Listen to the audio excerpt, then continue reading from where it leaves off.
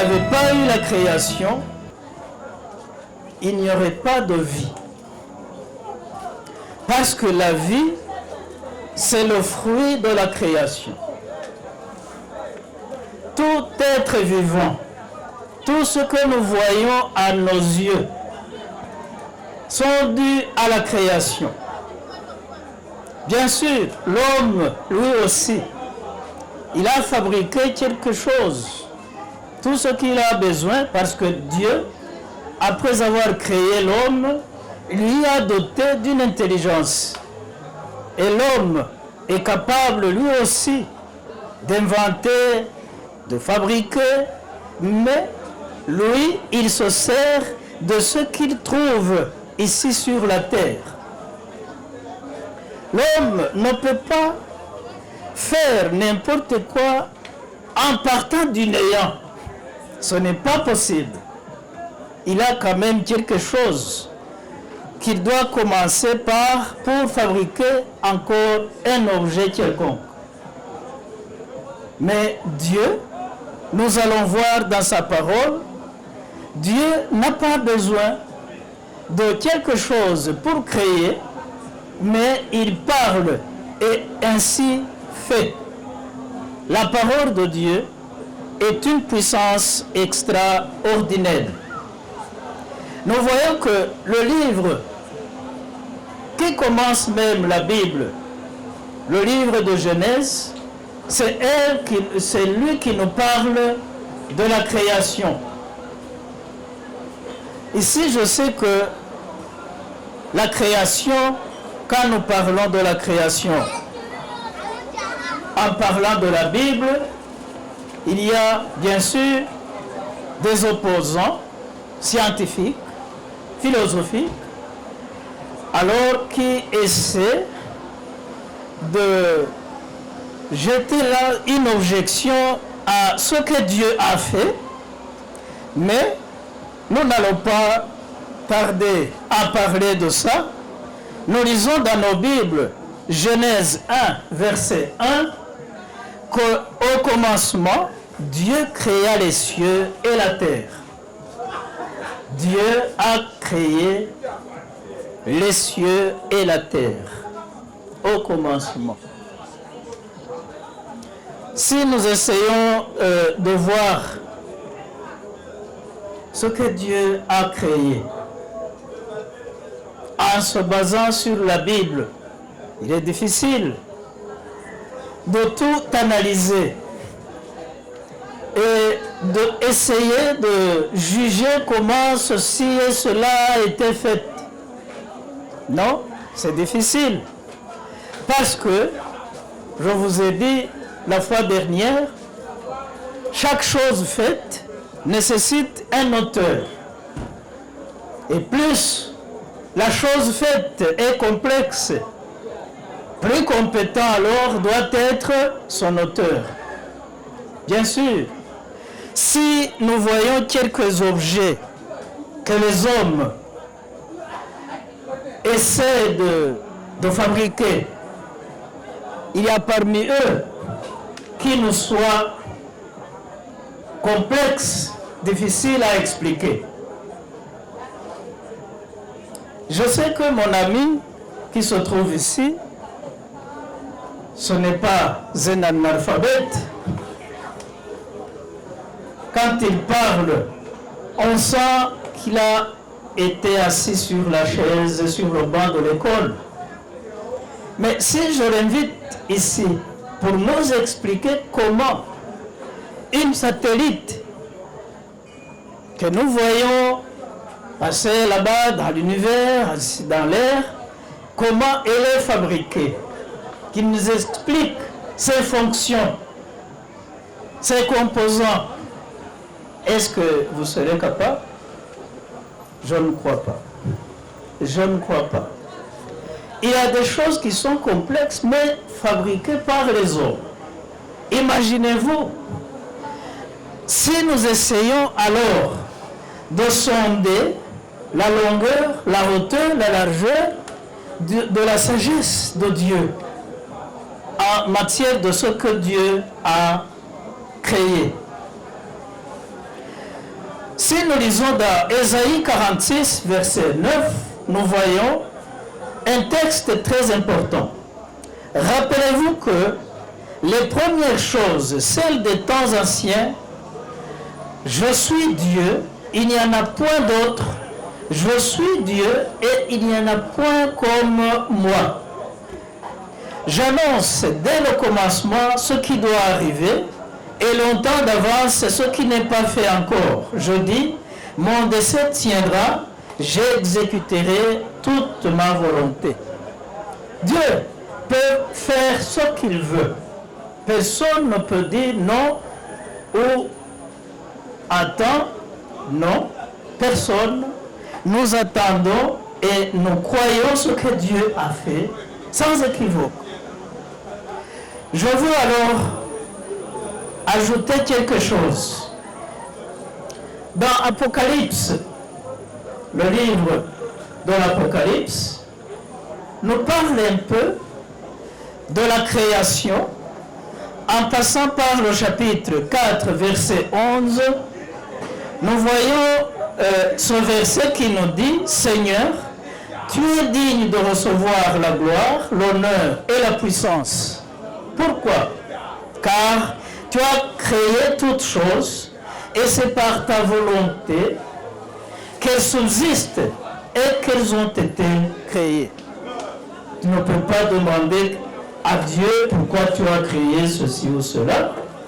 Non, il l'a fait parce qu'il a eu une volonté de le faire. Et si nous continuons, nous voyons que Genèse, chapitre 1, verset 2, on nous parle que la terre était informe et vide. Elle était informe et vide, et les ténèbres étaient à la surface de l'abîme, et l'Esprit de Dieu se mouvait sur les eaux. Si vous lisez très bien, vous voyez que Dieu ne nous dit pas le jour qu'il a créé la terre. Dieu ne nous dit pas le jour qu'il a créé l'eau. Non. On nous dit seulement qu'au commencement, Dieu a créé les cieux et la terre. Et maintenant, nous voyons que la terre était informe et vide, et les ténèbres étaient à la surface de l'abîme, et l'Esprit de Dieu se mouvait sur les eaux. Est-ce qu'il y a quelque chose à ajouter? Non.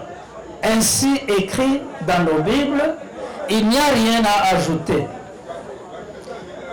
Nous continuons.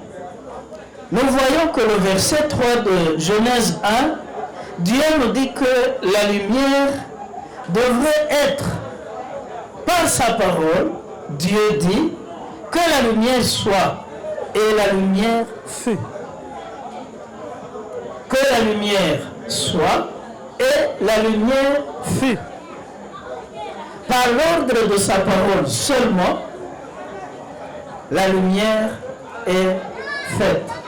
Mais vous pouvez me demander, lorsque je préparais ce sermon, je me suis demandé, mais comment je vais essayer d'illustrer, de montrer comment est la lumière, alors que la lumière que Dieu nous parle ici n'est pas due aux lumineux.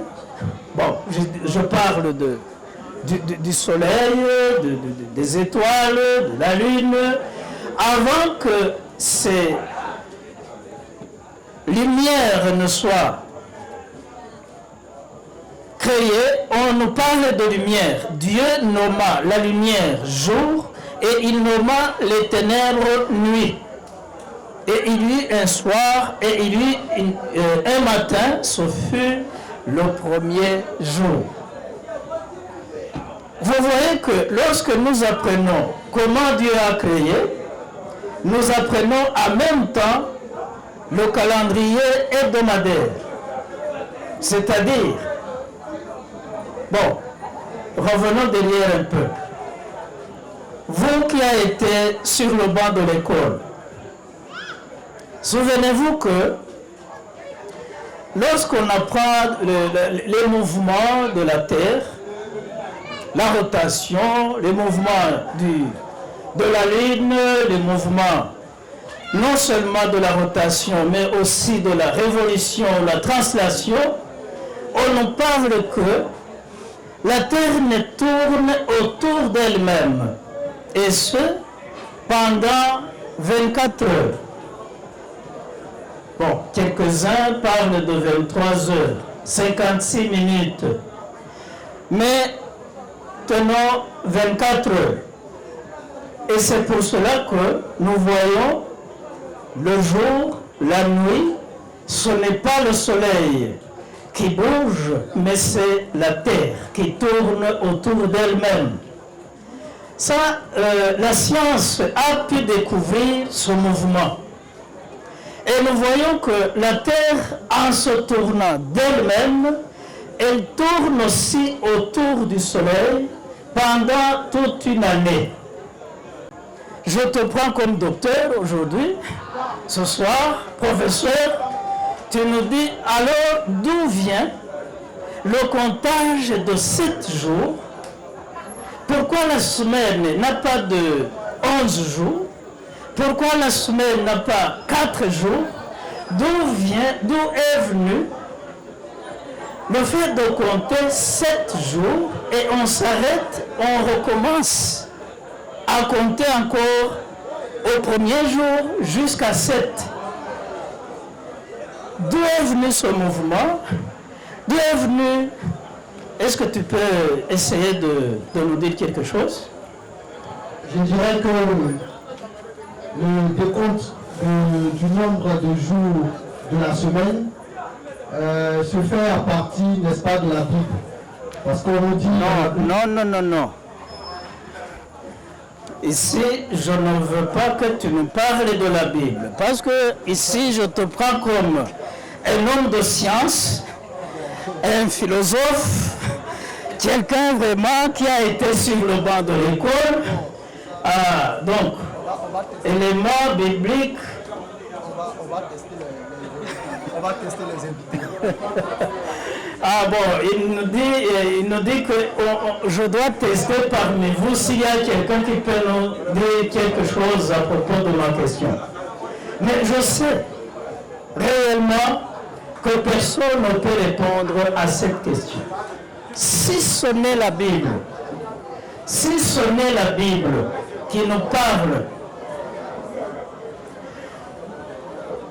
de l'origine de 7 jours, qui compose la semaine de 7 jours, aucun savant peut nous dire cette origine en se basant sur la science et sur la philosophie et autres fables que les hommes peuvent raconter.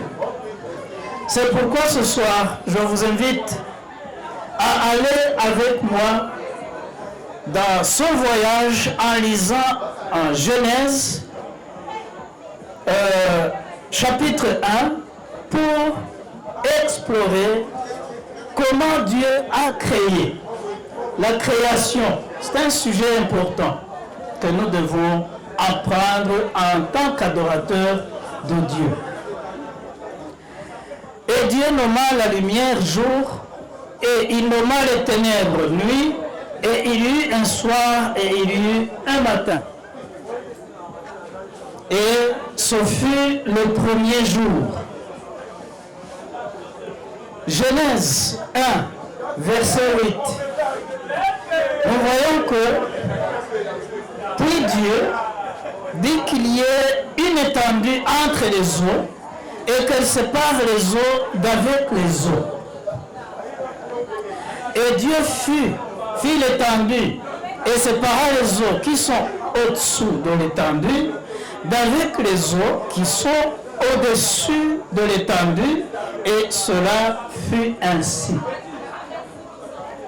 Si nous parlons à propos des merveilles de la création, il y a des choses qui nous surpassent. Non seulement qui nous dépassent, mais qui nous surpassent. comment Dieu, en créant, a mis les eaux ici sur la terre. Nous le voyons, vous êtes témoins parce que vous habitez sur les périphéries de l'océan. Alors vous pouvez voir l'océan. Il y a des pays enclavés comme le nôtre. Il y a des gens qui naissent et qui meurent sans voir à l'œil nu ce que c'est l'océan, sauf l'apprendre dans des journaux, à l'école. Alors on ne sait pas ce que c'est l'océan, sauf à la parole seulement. Mais vous êtes témoins. Comment on peut voir les eaux sur la terre? Les autres eaux se trouvent sous la terre. Est-ce que ça peut se trouver sous la terre aussi? C'est possible? Il y en a ceux qui savent que dans les parties souterraines, il y a ce qu'on appelle, les géographes le disent, des nappes aquifères. Sur les nappes aquifères sont des rochers qui se trouvent dans les parties souterraines, très loin. Quand l'eau pénètre dans le sol et qui y arrive sous ces nappes aquifères, alors l'eau peut continuer encore à pénétrer et il commence à chercher alors où s'évacuer. C'est pourquoi il y a des sources qu'on peut trouver d'ici et là, et c'est ces sources qu'on se sert pour avoir l'eau potable. L'eau potable en venant de la source qui a passé en pénétrant par le sol, ce sont les eaux qui se trouvent dans le sous-sol et sur la terre, les océans, les lacs, les fleuves, les rivières, les ruisseaux. Mais encore, par la main forte de Dieu, en créant, il a mis aussi les eaux dans l'air, au-dessus de la terre, et on les trouve quand nous voyons les nuages. Et quand nous voyons encore que la pluie tombe, toute la nuit, tout le jour, 24, plus de 24 heures, il peut y avoir une pluie qui tombe 2 jours consécutifs. Mais d'où vient cette eau? C'est par la main forte de Dieu qui a créé. Dans ce monde, nous avons des officiers, des autorités qui sont forts, mais ils n'ont pas de parole de dire non, la pluie, arrête. Non, ils n'ont pas cette force de le faire. Alors si nous essayons de voir comment Dieu a créé, c'est vraiment merveilleux. Et Dieu nomma l'étendue cieux, et il y eut un soir, et il y eut un matin, et ce fut le second jour. Nous voyons que nous sommes en train de marcher vers la fin de la semaine, mais il y a encore quelque chose à créer. Nous voyons dans Genèse, chapitre 1, 9, puis Dieu dit que les eaux qui sont au-dessous des cieux se rassemblent en un seul lieu et que le sec paraisse, et cela fut ainsi. Nous voyons par l'image, même si elle n'est pas très claire, mais nous essayons de voir comment il y a une partie où les eaux se trouvent et il y a une autre partie sec que nous voyons. Alors c'est là où nous habitons, c'est là où nous cultivons, c'est là où nous sommes, mais ça, tout ça, c'est Dieu qui l'a fait. Et Dieu nomma le sec terre et il nomma la main des eaux mer. Et Dieu vit que cela était bon. Si nous continuons, nous voyons que le même jour, essayons encore de voir les images. Si nous voyons comment Dieu a créé, puis Dieu dit que la terre pousse de la végétation, des herbes portant semences, des arbres fruitiers portant du fruit selon leur espèce, et que leurs semences en eux-mêmes sur la terre, et cela fut ainsi.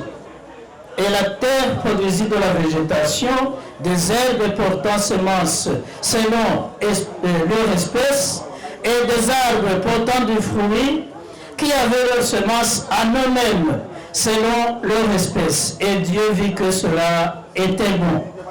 Il y eut un soir et un matin, et c'est le 3e jour.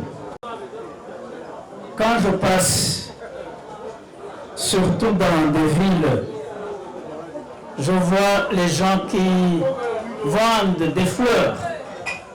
Mais souvent, ce sont des fleurs artificielles. Oui, jolies, très beau à voir. Mais pourquoi ils n'arrivent pas à fabriquer eux-mêmes des fleurs ayant la vie en eux-mêmes, qu'on peut planter, qu'on peut arroser?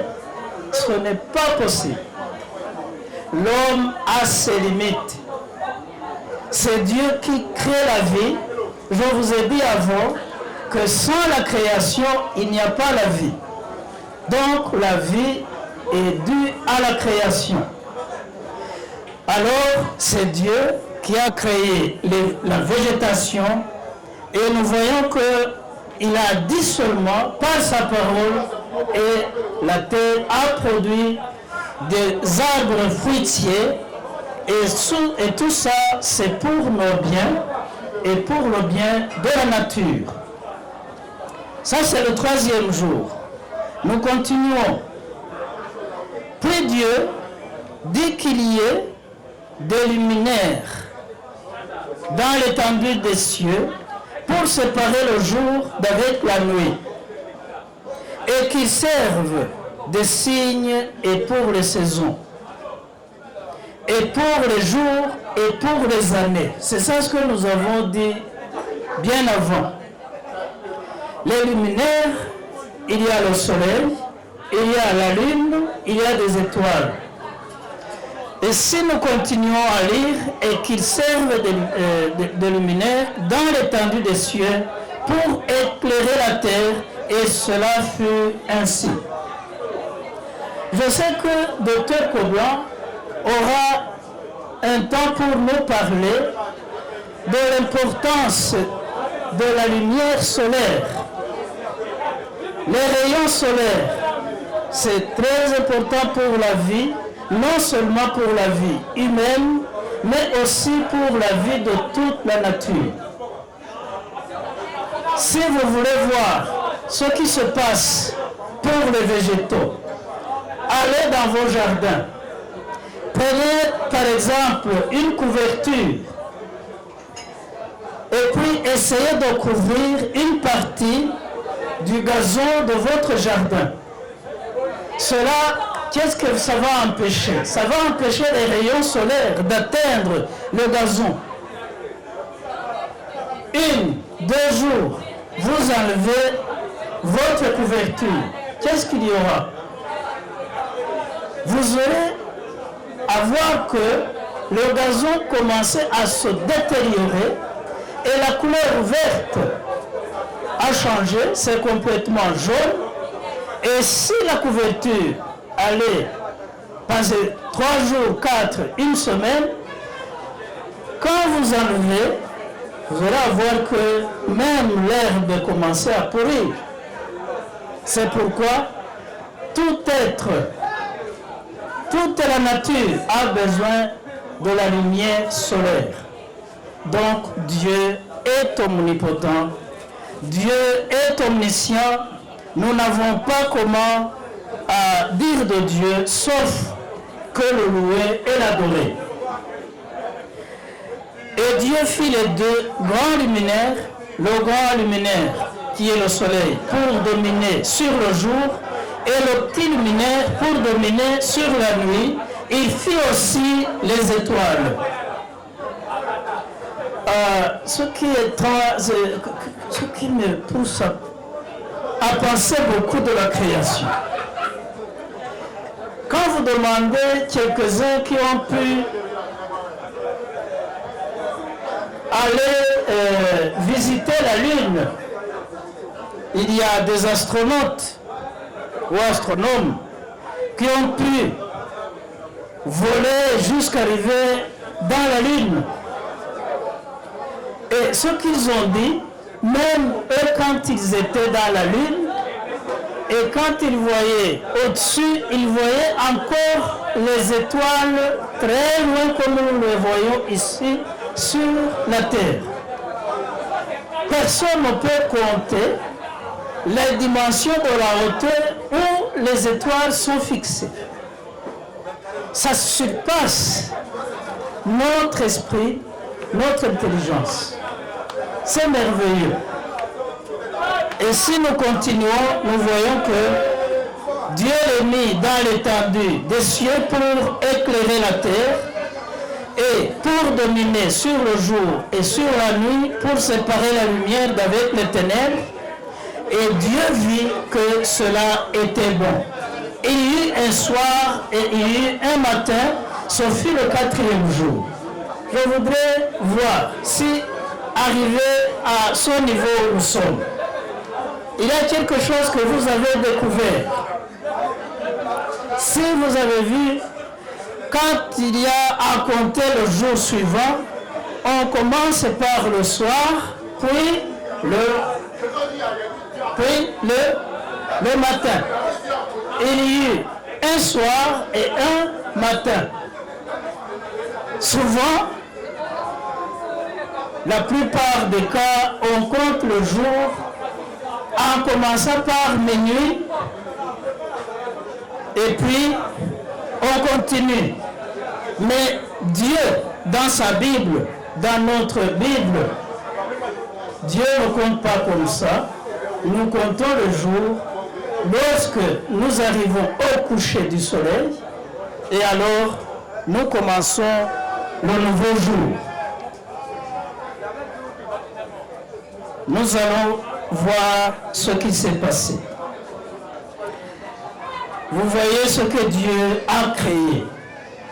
Mais avant que nous ne voyions ça, le 4e jour, essayons de voir cette lune et ces étoiles. Ce sont des merveilles de la nature, de la création. Si nous voyons un peu ce que Dieu a créé le 5e jour, Dieu dit que les eaux produisent en abondance des êtres vivants et que des oiseaux volent sur la terre devant l'étendue des cieux. Et Dieu créa les grands poissons et tous les êtres vivants qui se meuvent, dont les eaux foisonnèrent selon leurs espèces, et tout oiseau ailé selon son espèce, et Dieu vit que cela était bon. Si nous essayons de voir ces images, nous voyons les animaux aquatiques. Quelques-uns peuvent le voir même à la photo, commence à trembler, mais n'aie pas peur, ça c'est une photo seulement. Ce crocodile ne peut endommager n'importe qui ici. Mais le crocodile, le grand poisson, la baleine et les petits poissons, nous voyons les oiseaux de plusieurs sortes. Ça, ce sont les merveilles de la création. Mais ce n'est pas tout. Nous voyons que Dieu aussi a continué à dire que les eaux produisent en abondance des êtres vivants et que des oiseaux volent sur la terre devant l'étendue des cieux. Dieu créa les poissons, ça nous avons lu, et ce fut le 5e jour. Continuons. Puis Dieu dit que la terre produise des êtres vivants selon leur espèce, bétail, reptiles et animaux de la terre selon leur espèce, et cela fut ainsi. Par la parole seulement. Et Dieu fit les animaux de la terre selon leur espèce, le bétail selon son espèce, et tous les reptiles du sol selon leur espèce, et Dieu vit que cela était bon. Nous voyons que nous avons terminé le premier jour, le deuxième, le troisième, le quatrième, le cinquième. Nous sommes maintenant à une partie du sixième jour. Faisons attention ici. Nous sommes prêts à terminer la semaine de la création. Et nous voyons quelques différentes sortes d'animaux que Dieu a créés le sixième jour. Mais ce n'est pas assez. C'est quelques éléments seulement que nous avons mis ici. C'est pour essayer de vous aider à y penser. Mais je veux que nous avançons encore. Nous voyons que le sixième jour est le jour de la création de l'homme, mais ce n'est pas l'homme qui a été créé lui-même, c'est Dieu qui a créé l'homme au sixième jour. L'homme se repose lui aussi de ses travaux pendant 6 jours, comme Dieu a créé pendant 6 jours, et qu'il s'est reposé le 7e jour, et alors il est béni et il est sanctifié par Dieu en se reposant le 7e jour. Je vous ai demandé, on compte le jour par le mouvement de la rotation. On compte le mois par le mouvement de la lune qui tourne autour de la terre. On compte l'année par le mouvement de la terre qui tourne autour du soleil. Mais comment on compte les 7 jours? C'est à partir de quel mouvement? J'ai essayé de demander au monsieur que nous sommes ensemble. Il n'a pas pu répondre à ma question. Il vous a donné la parole, vous qui sommes là-bas, qui êtes là-bas, mais vous n'avez pas répondu à ma question. Donc, 7 jours de la semaine, ce n'est pas une invention humaine, ça n'a pas d'origine à la recherche scientifique, mais surtout de la création de Dieu. Dieu a créé pendant 6 jours et il s'est reposé le 7e jour. Et c'est pour cela que le 7e jour est béni et sanctifié. C'est la raison pour laquelle je veux répondre à la question qui m'a été posée hier par quelqu'un parmi vous et qui me demandait comment on peut compter les jours. Comment on peut compter les jours? Parce que nous savons que lundi, c'est le premier jour.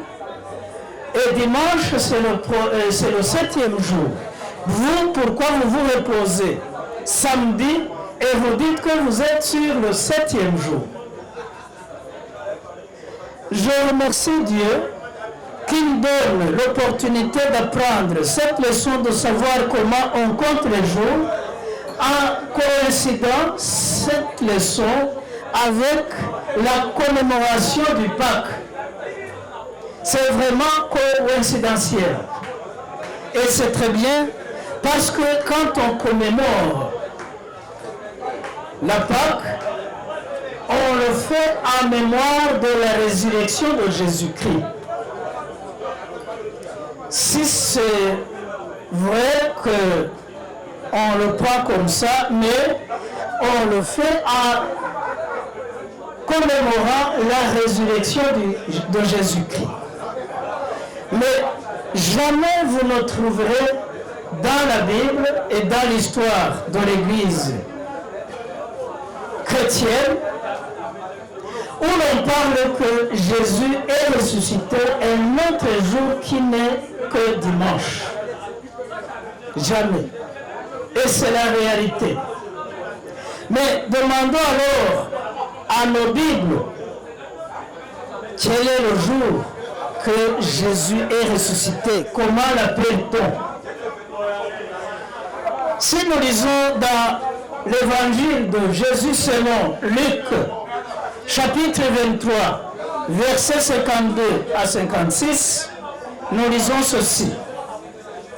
Étant venu vers Pilate, il lui demanda le corps de Jésus, et l'ayant descendu de la croix, il s'agissait de Nicodème et de Joseph, et l'ayant descendu de la croix, il l'enveloppa d'un linceul et le mit dans un sépulcre taillé dans un roc où personne n'avait encore été mis. Le jour où Jésus fut crucifié, c'était quel jour? C'était le jour de la préparation. On nous dit que Jésus fut crucifié le jour de la préparation. C'est la journée d'hier et c'est la journée qu'on appelle vendredi. Ajoutez, vendredi saint. C'était le jour de la préparation et le texte biblique nous dit que le sabbat allait faire quoi? Allait commencer. Et les femmes qui étaient venues de Galilée avec Jésus, ayant suivi Joseph, remarquaient où était le sépulcre et comment le corps de Jésus y avait été mis. Et en s'en étant retournés, elles préparèrent des drogues aromatiques et des passés jours. Et il s'est reposé le 7e jour. Et c'est pourquoi il l'a béni et l'a sanctifié. Nous allons voir le 3e jour qui suit. Luc 24, verset 1, mais le premier jour de la semaine. Vous avez vu que j'ai souligné là-bas. Le premier jour de la semaine, ces femmes et quelques autres avec elles vinrent de grand matin au sépulcre, apportant les parfums qu'elles avaient préparés. Qu'est-ce qu'elles trouvèrent là-bas au sépulcre? Elles trouvèrent que la pierre qui était à l'entrée du sépulcre avait été ôtée. Donc, Jésus était ressuscité. Jésus n'est pas ressuscité le vendredi, n'est pas ressuscité le samedi, il est ressuscité quand? Le premier jour de la semaine qui est dimanche. Alors, ceux qui disent que dimanche est le 7e jour de la semaine et qui disent que samedi est le 6e, ils doivent le prouver par d'autres méthodes, mais ce n'est pas par la Bible. Ce n'est pas par la Bible. Et s'il y a quelqu'un parmi nous ou parmi les autres que vous connaissez qui peut nous prouver que dans la Bible, il y a un passage qui prouve que dimanche est le 7e jour de la semaine, qui nous amène ce passage, et si nous la lisons, et si nous voyons que ça c'est une vérité, nous aussi nous avons besoin d'être affranchis par cette vérité. Mais je sais très bien que ce passage n'existe plus, n'existe pas et n'existera jamais. C'est pourquoi ce soir nous disons que la Bible nous dit: vous connaîtrez la vérité et la vérité vous affranchira. C'est le verset thème de notre campagne d'évangélisation.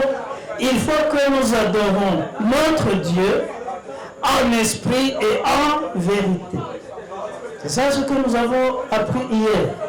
Si nous adorons Dieu, adorons-le en esprit et en vérité.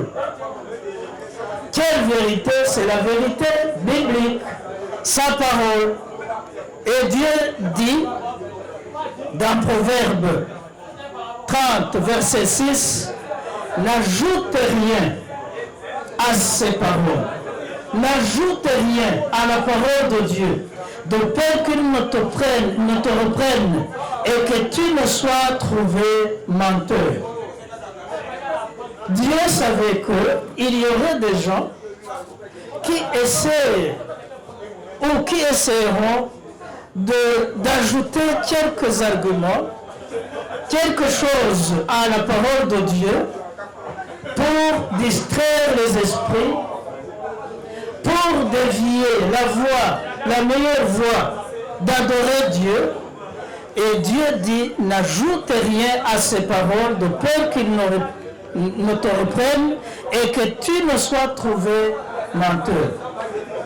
Chers frères et sœurs, je vous invite à lire bien silencieusement et librement vos Bibles.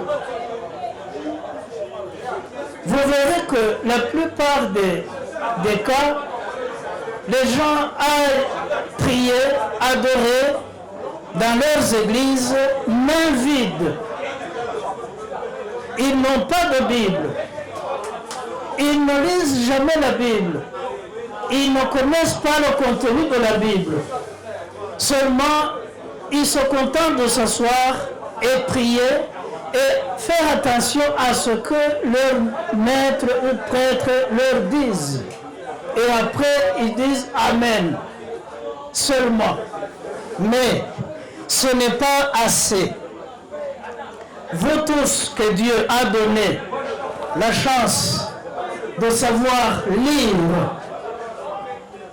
lisez la Bible. Dans cette Bible, il y a la vérité. Et quand vous connaîtrez la vérité vous affranchira.